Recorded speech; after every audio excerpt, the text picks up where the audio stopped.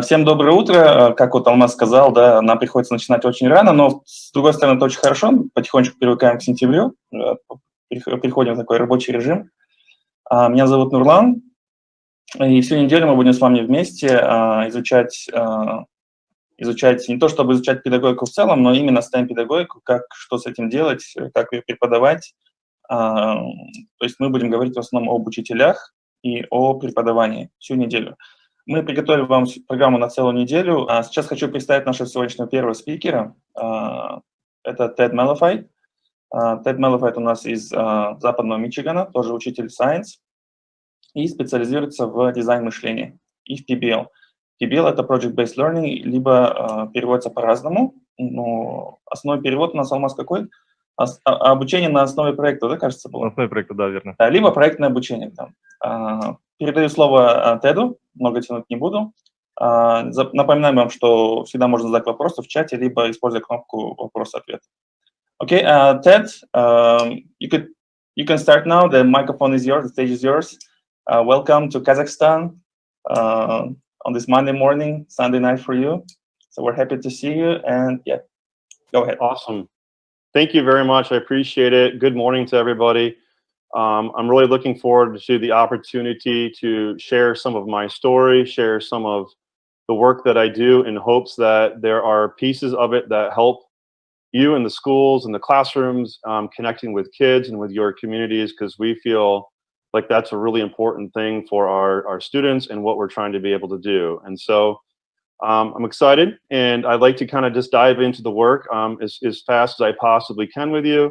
And so I'm going to kind of share my screen a little bit and use this as a benchmark for us to kind of get started with. So the title of my session is Using Design Thinking to Promote Student Agency in STEM Education. And so that's a foundational aspect to the work that I do here in my home, and I'd like to be able to kind of share a little bit more about it. And so first of all, I would like to just kind of give a little bit of context to who I am and what I do on a daily basis, so it gives you a little bit more of a background into what I do. So first of all, I teach middle school, which means that's usually about 12 to 14-year-old students. And I am responsible for their science education. And so that is what most of my work is really revolving around.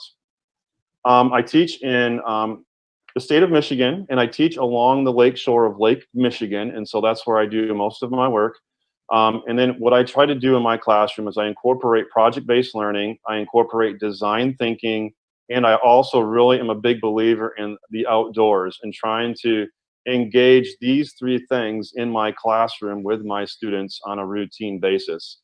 And that also forms another foundation to my work, and that is around consulting. And so what I would like to do this morning for you is share a little bit about how I use these three things to help students develop a little bit more agency, a little bit more voice, and really ultimately empower them to be able to own their learning and to be able to use it to really benefit both themselves and our local community.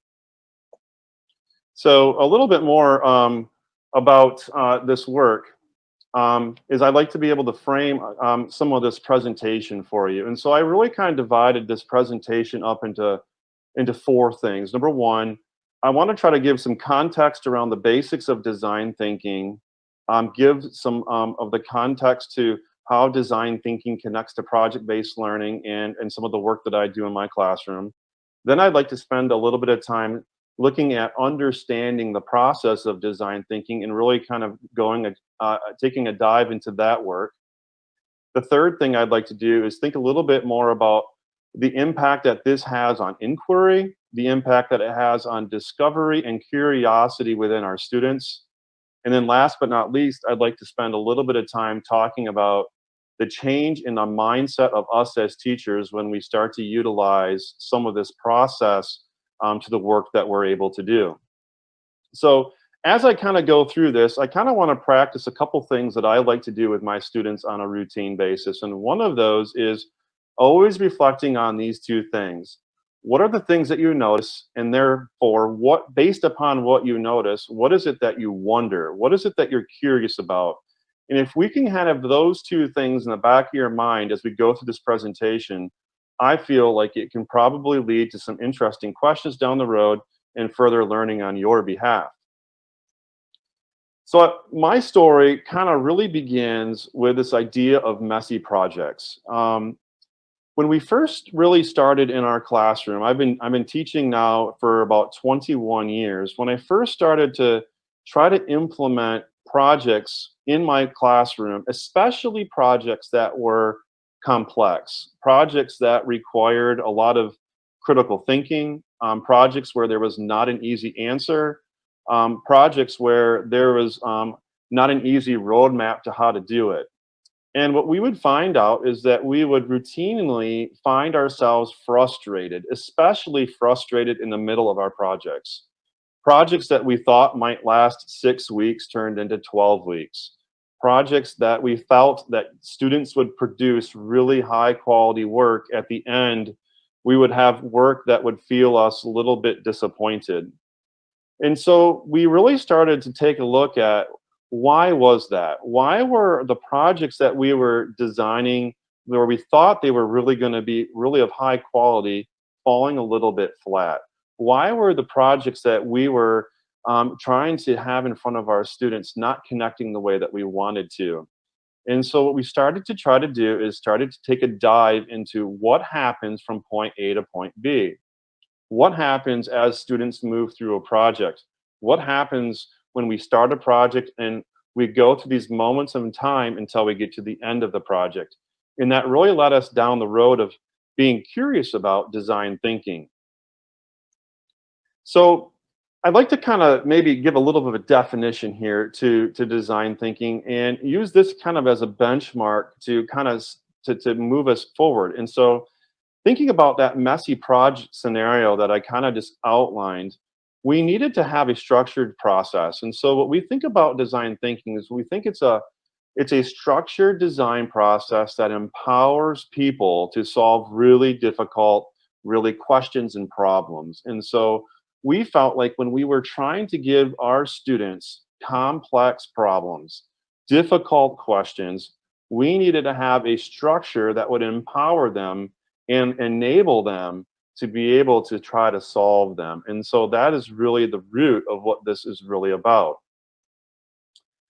So to continue down this road, I'd like to kind of maybe share a little bit of an analogy to maybe what you might eat. And so we like to talk about sometimes our experiences in our classrooms as either main course or dessert. And so by main course, we mean I'm going to give a challenge to my students where that challenge and the project is the reason for the learning, versus the project happens after the learning. That's dessert. And so sometimes traditionally in our schools, we like to give our students projects, we like to give our students challenges, but we like to give it after that we've taught them what we feel like they need to know. And in that situation, the project happens after all the learning really has happened. What we really want to do is we want to create projects where they are the reason for the learning, and the learning of the content, the learning of the skills is as a result of the project, as a result of that process that we're taking our students through. So this really helps us think about, if we have a structured process like design thinking in the middle of our projects, we are really starting able to build this, this main course experience that we're after.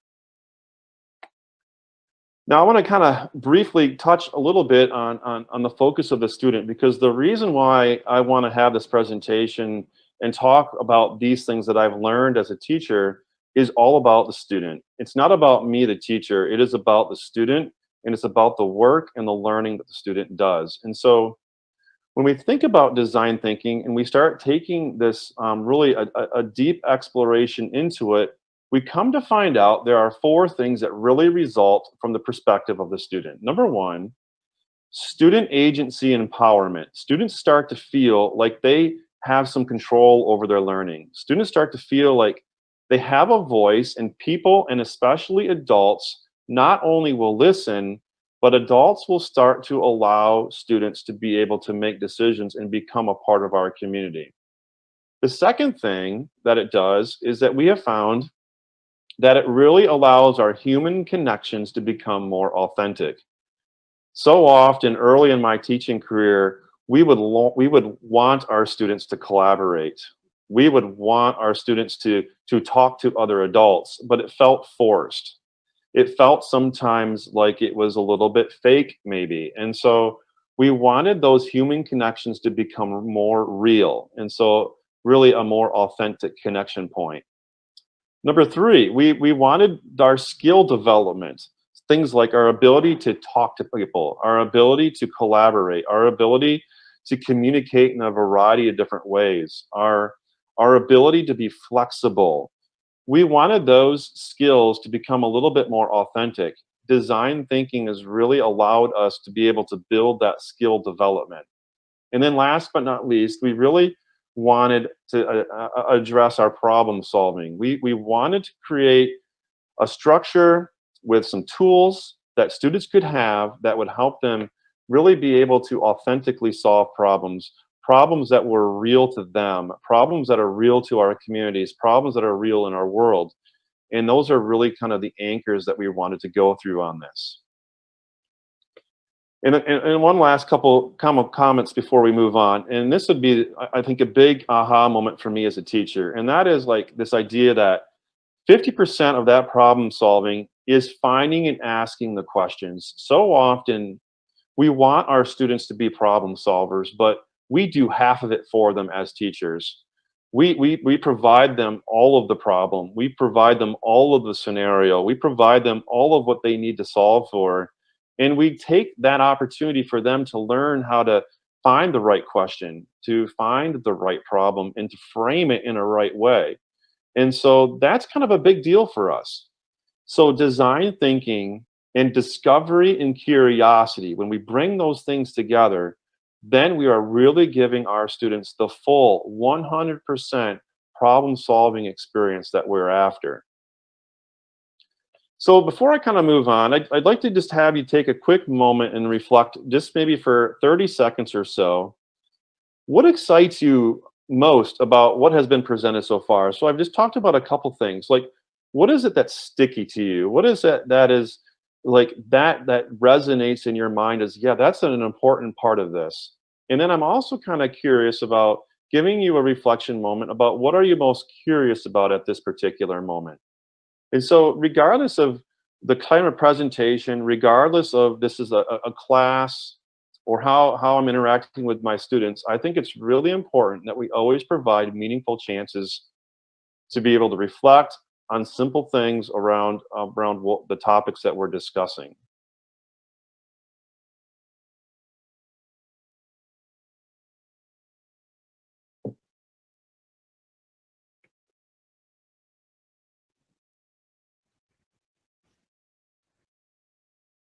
So the next thing I'd like to talk a little bit about as we kind of move on the reflection piece is a little bit more about the process. I think it's important for us to dive in. So I talk a little bit about design thinking. I talk a little bit about discovery and curiosity and inquiry. And I think it's important for us to really focus on the process and really maybe have some time to spend around what do I mean when I talk about this design thinking. And it really revolves around a couple different things. The first thing is this incredible need for structure in our projects. Our students can't just be given a challenge, can't be given a complex problem, can't be given a project and expect to go from start to finish without any structure or tools that will help them to be able to do that. And so I'd like to spend some time here this morning for you talking a little bit about the structures that we have found to be really useful in our classroom that help really bridge our project through different phases to go from start to finish. And so that's kind of a big thing I'd like to be able to talk about. And to do that, we really like to spend our time talking about milestones. And so I like to break down my projects into milestones or into phases or into chunks that help break down the complex projects. And so instead of thinking about our projects, instead of thinking about our challenges, and instead of thinking about our experiences as one big giant thing, I think that we have found that when we chunk it down into manageable pieces and there's a system to that, then we're helping students learn how to break down problems when they encounter them. And that is kind of one of the biggest things around design thinking. Let's not jump right to solutions. Let's not jump right away to what do we need to do at the end. Let's not jump to this idea of what do I need to do to get a really good grade. We want to take our students through a systematic process and help them be able to really navigate and build this idea of a process is needed to solve complex problems. And so let's take a kind of a deeper look into that. So I have a picture here of a book. One of the things that I am a big believer in is when I, as a teacher, start building my projects, when I start building my experiences and my learning experiences for my students, I really spend it thinking about I'm building a book. And then when I have this book, my project is a book. What are those chapters? What are the parts of the book? What are the chapters of my story? That becomes a huge piece to the design of what I want to be able to do with my students. So I'm going to kind of share a couple different models that kind of go after this idea of these chunks or these chapters of a story. And so one organization is called Ideo. It's founded in California, and they have this field guide they put out. In fact, it's one of the things that I provided for you in our resources. What it is, it's a toolkit or a field guide to their process of thinking. And what they have is 3 like chapters to their story. They have a chapter that they call inspiration. In that phase, they learn how to better understand people. You observe how people live their lives. You hear about hopes and desires. You get smart about your challenge. You try to get inspiration about the challenge or the problem that you are trying to be able to engage around. Then you move into a chapter or a phase that you would call ideation. That is when you start to have the process of trying to generate ideas. You try to identify opportunities that you want to design. You kind of go through the idea of refining possible solutions. And then last but not least, you go to a chapter or a phase of implementation where you want to bring your ideas to life and you do it. So like this is one sample or an idea of what could be the chapters of a 3-chapter book or a 3-chapter story. And so that is a process or a model that you could use from start to finish in a project from point A to point B. Now, within each of these chapters, if you were to open up this field guide, you would have lots of activities, lots of protocols, lots of different methods, a lot of different things that you could take students through to be able to really facilitate and go through that particular chapter or the phase. So that's one sample. Another sample comes from a very similar kind of organization, but they have a different kind of story. They have a different kind of book around design thinking that they like to use. And they like to think of their process as more of a 5-step process, or they think of the story of a project as something that might take 5 chapters to go through. And so we would have a chapter of discovery. Let's discover the challenge being presented to us and how do we approach it? Let's get smart about it. And then once we learn more about our challenge, we can move into the second chapter, one around interpretation. I learned something. Now what does that make me think? What do I need to know more? What do I need to maybe investigate? Then I can move into a 3rd chapter of ideation, where, all right, now what do we do? What do we create? What are the things that we could possibly do to impact or solve this problem? Then we move into a phase where we experiment. So I have this idea. Let's see if it's a good idea. Let's see if people like it. Let's see if it works.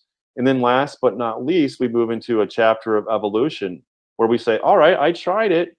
This was really good. Now what do we do? What's our next project? Or do I need to go back in the process and rethink some things? And what I like about like this particular model is this idea that we don't just start a project with brainstorming. It's something that happens in the middle. but it also demands implementation of an idea. It demands that our students do something. And that's kind of a really important thing. So these projects don't end with a student just sharing some random idea.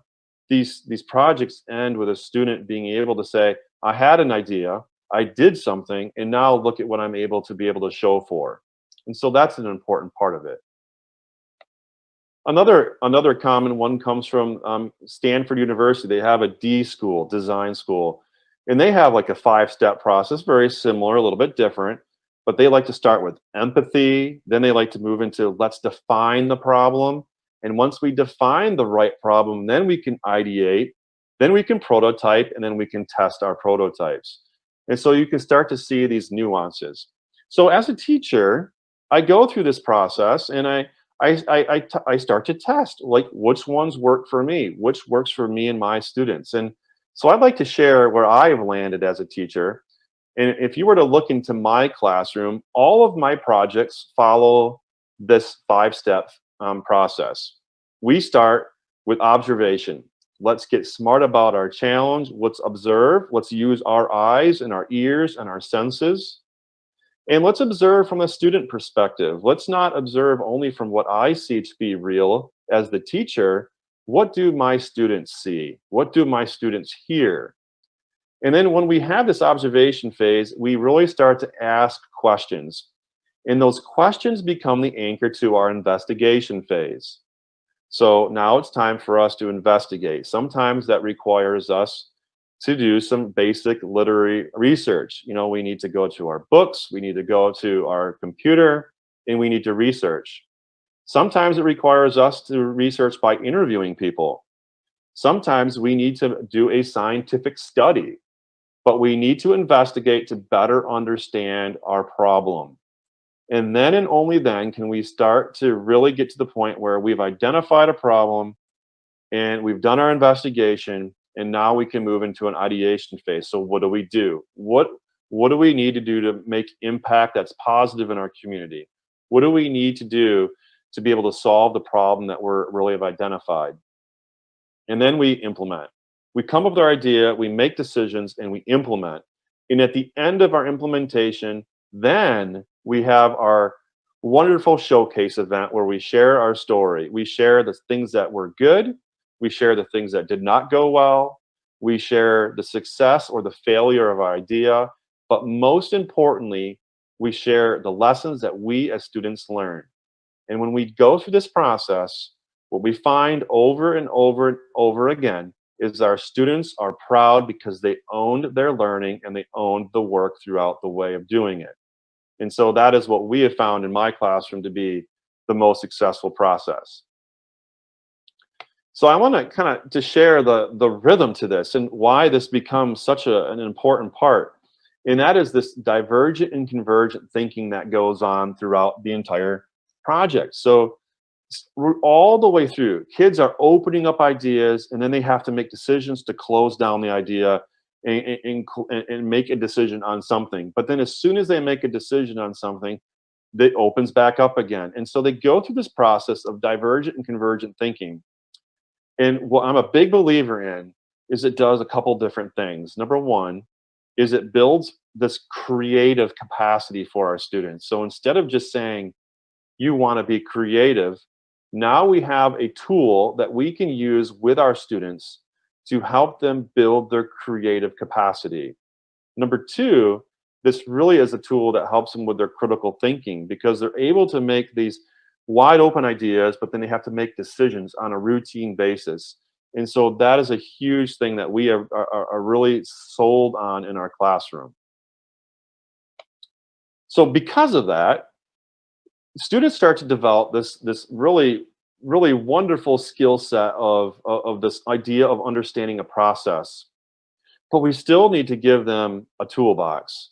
We still need to give them some really fundamental things that they can use to help them solve these problems within this process. So the process in of itself is great, but the process doesn't help them necessarily solve the problem. So that becomes really the critical piece. Like, what can I give in each of those stages what are the skills that we can give in each of those stages that will help our students really develop this toolbox. And so that's really the next thing that we need to talk about. So at the core, we use methods and we use tools to uncover important insights and information that help transition our project from beginning to end. So I want to move through all of those stages. In order to do that, I need to have access to a certain amount of thinking tools and methods that will help me make that transition. And so that's what I kind of would like to share with you a little bit, are some of those ideas here.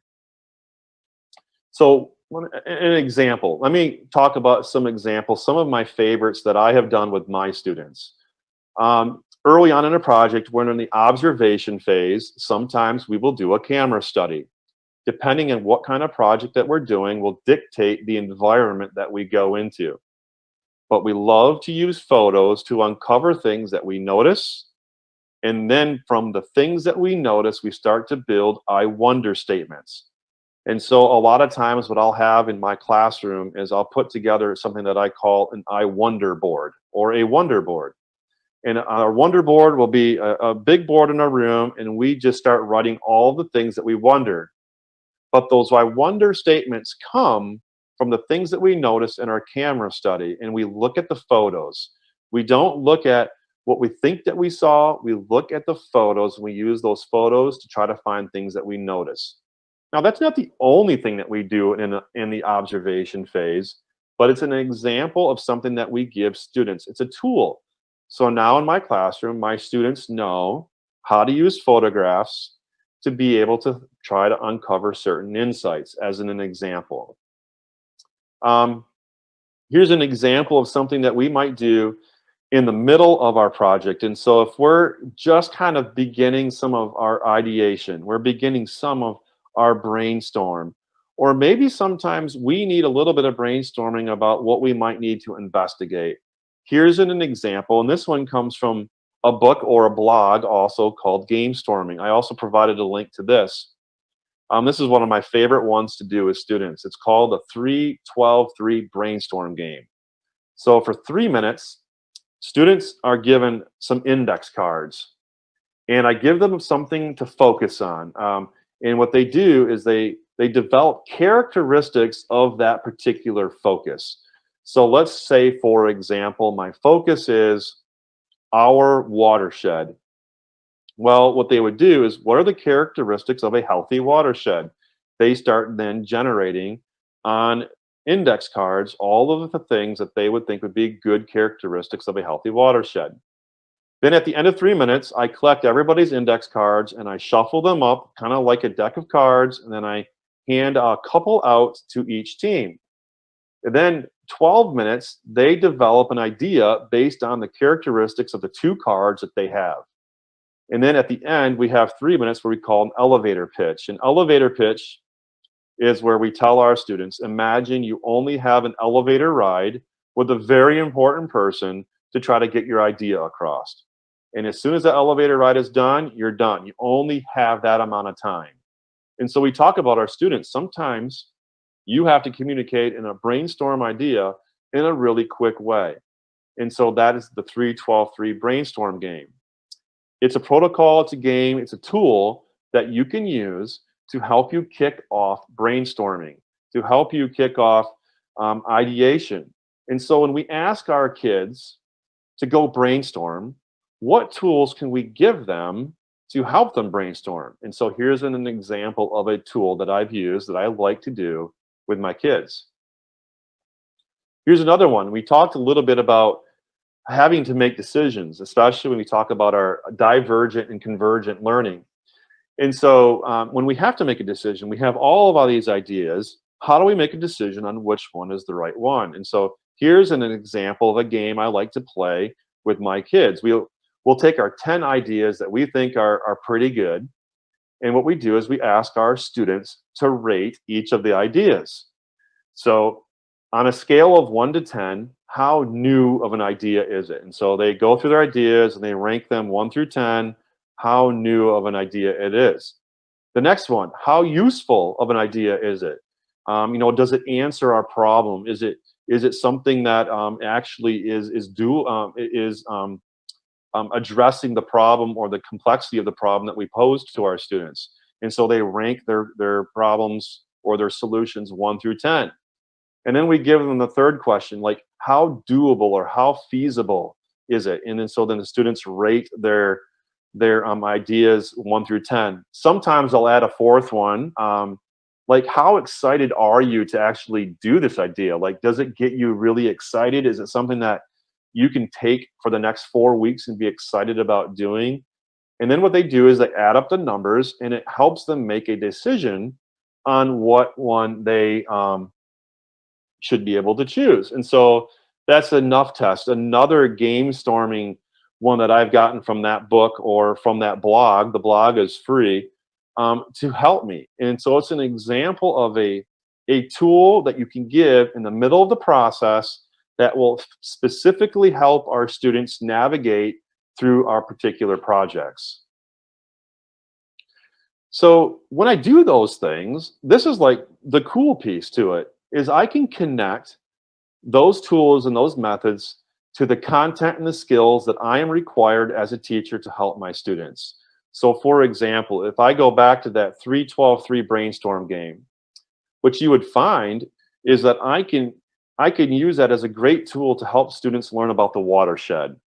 I can really focus on the collaboration and the writing of ideas, defending with evidence. And so like the NUF test with those specific numbers, they give you big chunks of evidence that students could use as evidence of, like, this is why this solution makes sense for me to be able to try. And so we like to use all of those tools and methods, and we connect them to the content and the skills that we're really trying to help our students build.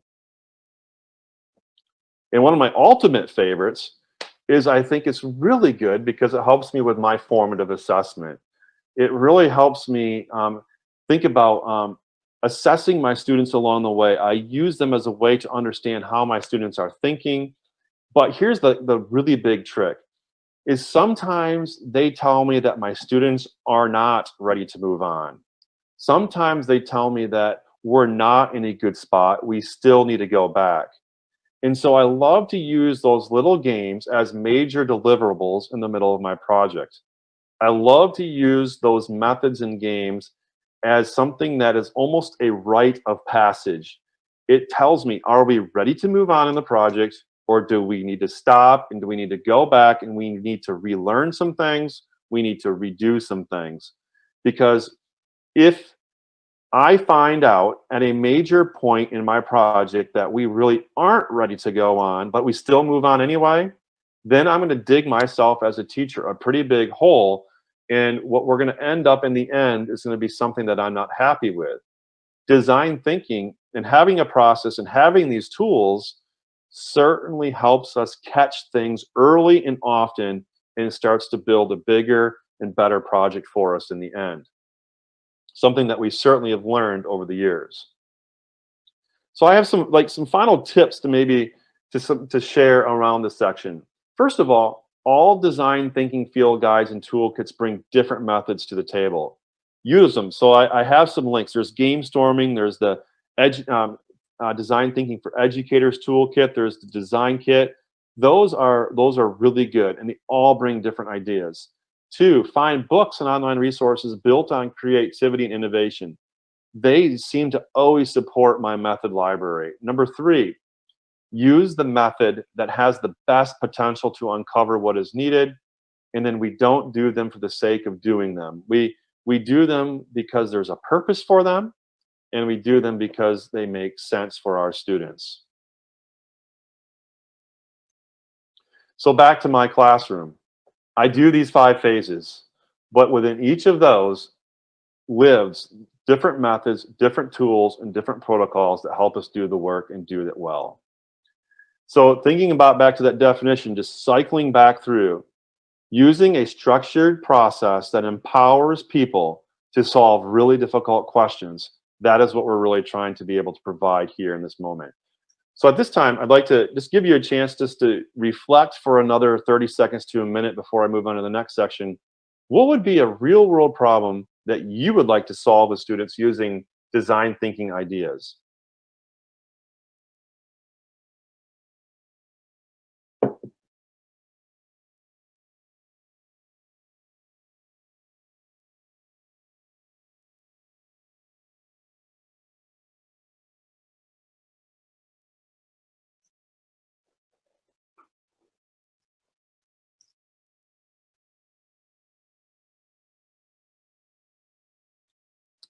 So my next section I'd like to spend a little bit of time on here is rethinking a little bit inquiry, discovery, and curiosity, because this is the piece of student agency that I'm really passionate about. We have a process. We understand now how tools and methods can fit in, but we need to now make sure and ensure that our students are engaged in inquiry through their discovery and their curiosity. Not my curiosity, not my discovery, their discovery. And that is a really fundamental piece. If we want our students to be problem finders, we need to honor their discovery and their right to it. And so that's kind of a big thing. So here's just a picture. And I think it just kind of symbolizes something that I'm a big believer in. Why do I love to take kids outdoors, to begin my projects in particular, is because our environment is full of opportunities for our students to have discovery and curiosity. This is a picture of me and my students outside in a creek, being able to explore with the simple purpose of being able to generate curiosity. What are the things that we notice? What are the things that we see? What are the things that I see going on? And based upon those, what now am I curious about? What am I wanting to know more about? That is kind of the foundation to everything. And so my projects, that observation phase to me is most important, because it is what builds the student curiosity and buy-in that we need. And it doesn't matter. It is every time. It doesn't matter the type of year. It doesn't matter where we are. I need to provide my students that chance to discover, to be able to be curious, to be able to notice for their eyes, their ears, and their senses, and use that to drive our questions. If I'm able to do that, that is when I know I have my students where I need them to be. My job as the teacher is to provide the conditions that allow for this to happen. I physically cannot make my students be curious. I cannot physically make my students ask questions that are real to them. I have to give them the conditions that allow that to happen. And so that's something that I really want to stress for you. And then when we do that, I always go to these three things. And I've showed you a little bit here this morning. I notice and I wonder. But here's a third one that I use continually. It reminds me of. I notice, I wonder, it reminds me of. These three things form the whole foundation to everything that I do early in my projects. And I don't let go of it. It is something that is the beat of the drum that goes on throughout my entire project. But it's really important early on. So when I look at this inquiry process here, here's a kind of a quick snapshot of what it could look like. But the idea is this, is that based upon the things that I notice, based upon the things that I see, I'm able to pose real questions. And when I pose real questions, I need to find the resources, or I need to find the study. When I do that, I need to interpret what it is that is coming out of that, and then I need to report on that. And this is something that happens on a routine basis. But it doesn't happen if we are not posing real questions. And the real questions have to come from our students. They cannot come from me. If they come from me, all of this becomes my project. If they come from me, all of this becomes kind of the kids just going through the motions. In order for student agency to happen, we've got to give the conditions that allow the real questions to come from our students' curiosity and wonder about their world, and wonder about their community, and wonder about the world around them as far as the learning is concerned. So that's kind of a big thing. So in my classroom, back to these phases, none of this works if I am not providing my students the chance to drive that inquiry process. And that's something that doesn't just end in the observation phase. In all of my phases, I'm asking my students, What do you notice? What do you wonder? What is it reminding you of? Because it's allowing us to be able to drive, it's allowing my students to drive the entire process. And that's a big thing for us. So, as an example, our students are showing the work all the time. They're showing what they have. They're showing it and they're posting it and they're sharing it. And that is really a foundational aspect. And so here's a synopsis here at the end. We're at the end of the investigation. So here's a poster presentation of an investigation unit. Students are using this to ask questions to help them with the next phase of ideation. This is just a foundational piece to all of that we want to do. And then when we get to the ideation phase, it's the same thing. It's student driven. They're not my ideas. They're ideas that stem from our students, that stem from their questions, that stem from the things that they're curious about, then ultimately stem from the things that they have personally seen and noticed. And then last but not least, I guess in this phase, we've got to provide a chance for our students to implement. So often we end our projects with ideas. So often we end our projects with students saying, this is what we should do. We need to help our students make decisions that allow for them to implement something, that allow them to physically do something based upon what they have learned, based upon what they've investigated, based upon what they have brainstormed. And when we do that, that empowers students. So if I were to go back to these slides, students ask the questions in the field doing this work. Then we kind of go through this process right here and they build their investigations. They give feedback on their investigations. They provide an investigation. Based upon their investigations, they start brainstorming. Based upon their brainstorms, then they start to implement their idea. That is the foundation to what we need to be able to do to empower our students and give them the agency that they need. So really, is what's your story? That's the big thing. And what we want to do is at the end, the students get to share their story. And that is how our projects come to life. Our students share the story from their eyes. They share the story of our projects from their experience. They share the story from what they experienced in their failures and their successes. And that is the root to the student agency that we're after. Awesome. Very good. I'm going to kind of skip through a couple things here. A couple things I wanted to share about things that I have learned. Go beyond the Google search. Seek out those human-centered interactions. Use research to uncover opportunities. Use research to test possible ideas and solutions. And you can use research to test final products. Those all things matter, and those things really help build what we're doing with our kids. And all along the way, student empowerment drives the process. Do not let it be your project. Let it be your students. And when we do that, then we're really able to give them an experience that will stay with them for a lifetime. It'll be that moment of that being sticky that will help build them into the adults that we really are trying to have them become.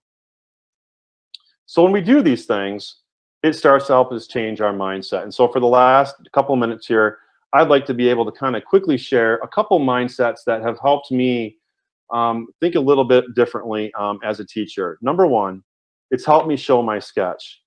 Things are not always correct. Things are not always complete. Things are not always perfect in my room because it's student-centered.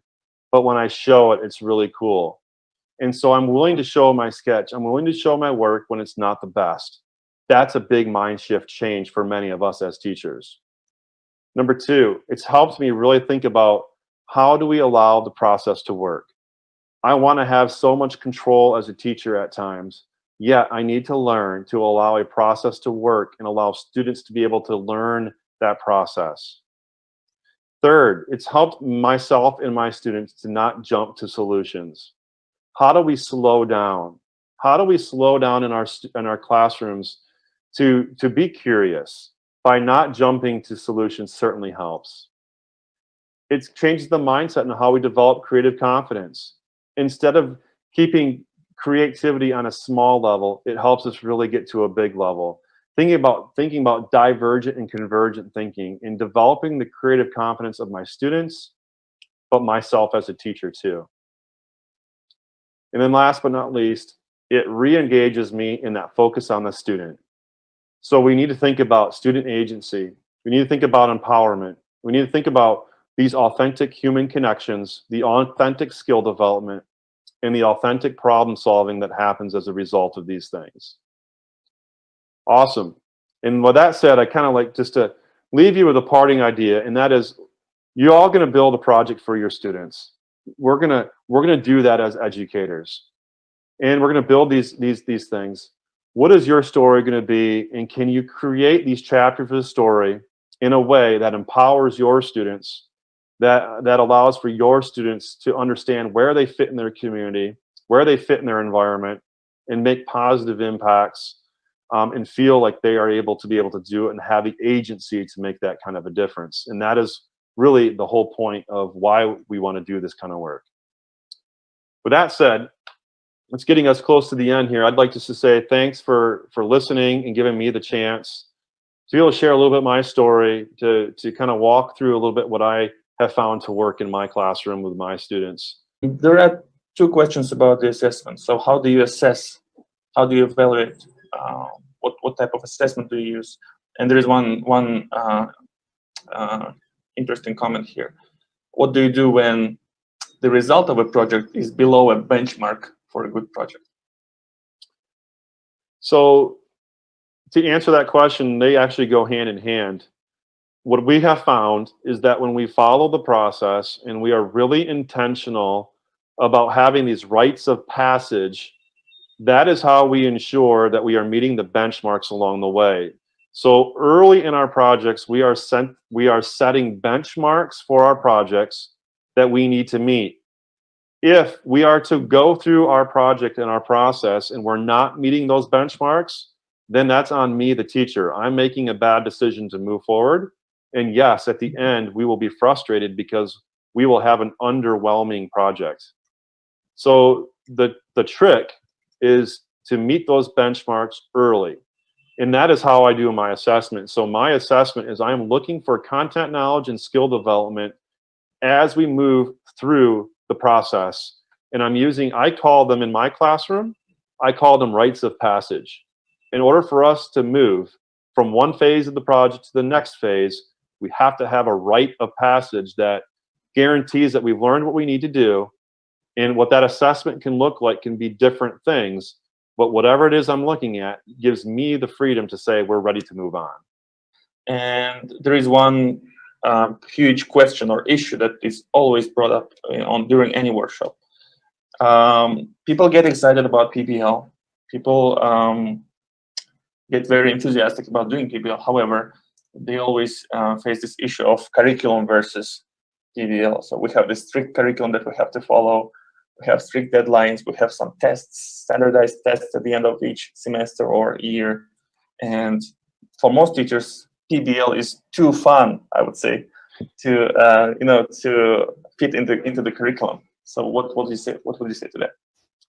So it's a both and discussion. We need to have project-based learning that involves the content that we are required to teach as teachers, because we don't want our students walking away without that knowledge too. And so we have to make sure that what we design and the conditions that we put in front of our students involve that critical content.